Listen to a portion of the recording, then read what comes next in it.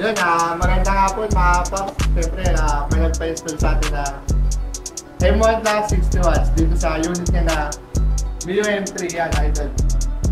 Paano nga ba natin siya in-install? Siyempre, kailangan natin siya na 3-way switch at dito natin nilagay yan. Yung setup natin, tapos may free passing na rin siya. Yan. Sa lahat yan ang magpapakabit ng MDN, may free passing na rin po. Tapos, siyempre dito muna tayo din sa setup. Yan, yung setup ng ilaw niya. At tapos, paano nga ba natin siya in-install? Siyempre, gumamit tayo ng tape na panginang at siyempre staples para sa clean wiring status. Testing natin yung buga ng M1 Plus idol.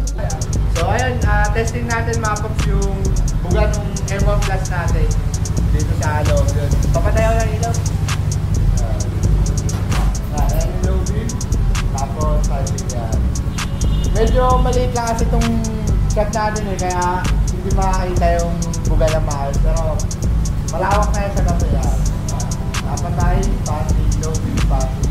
Tapos passing niya. Siyempre wala na one color na yung umilaw.